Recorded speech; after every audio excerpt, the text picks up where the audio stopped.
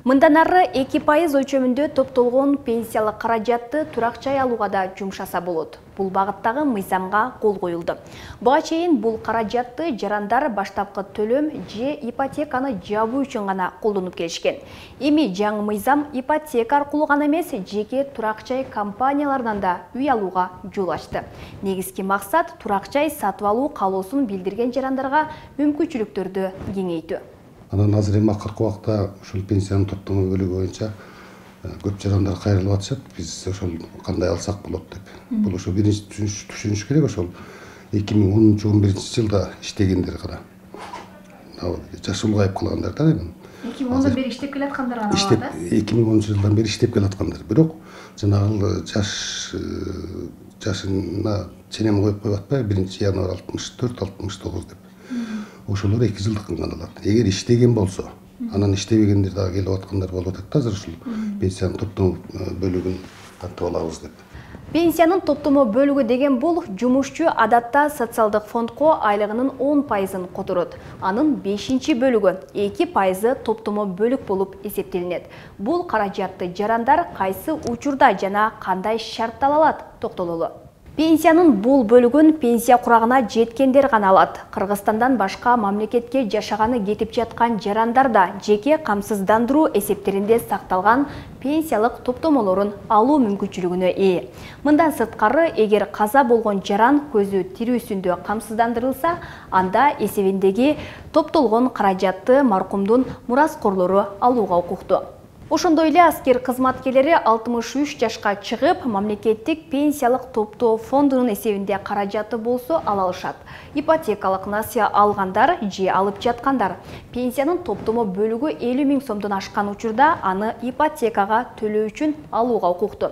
Расмий түрдө жумушсуз деп танылган адамдар да бул каражатка ээ боло алышат. Оор дартка кабылган жарандар пенсиялык топтому каражаттарын мөөнөтүнөн мурда алса болот. Ооба, бул боюнча жарандар кабардар. Мисалы үчүн биз 2023 жыл ичинде ушул канча адамга төлөнгөндүгү боюнча айта турган болсок, бул мына 2013-11 жылдардагы иштеген пенсияга чыккан жарандар кайрылып, ошолор жанагы буга 2123 жаран кайрылып, 12.128.986 сом төлөнүп берилди. Булардын ичинен 44 жаран багуучусунан ажырагандыгы боюнча, баягы айтпадым мен кимдерге төлөнөт деп, ошол багуучусунан ажыраган 44 адам кайрылып, буларга 1.147.291 сом төлөнүп берилди. Андан тышкары мына ипотекалык насыяларды алгандарга да алса болот деп этип, ошолордон 202 жаран кайрылып, буларга 31.940 сом, 31.940.106 сом төлөнүп берилди. Пенсиянын топтому бөлүгү иштеген жылдарга эмес, төлөгөн акчасына жараша эсептелет. Жалпы иштеген жылдардын айлыктары эсептелип, ошонун 2% топтому бөлүк катары берилет.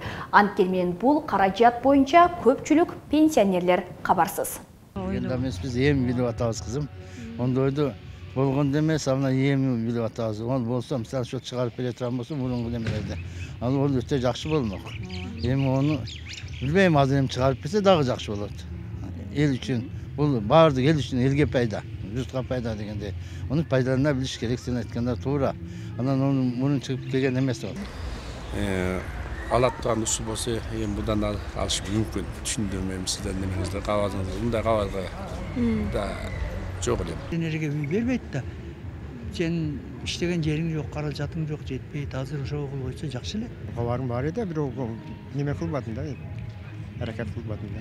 Майлы караштырып, аракет кылып, акыл эсти жумшап, мындай кандай жол жобосун билип, ошо ипотекалык немеге жанагы ооруп сыркап калганда ошол акчаны кайтарып алууга аракет кылам. Мен билбейм кандай жолу менен, бирок түшүнүгүм жок экен.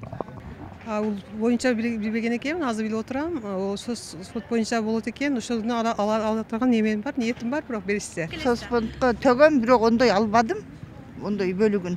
Бирок пенсияны убактылуу алам, убагында алат, убагында тапшырдым, убагында алып атам. Мен кеч чыктым пенсияга. Мен деле пенсияга чыкканыма бир канча болду, көп эле болду.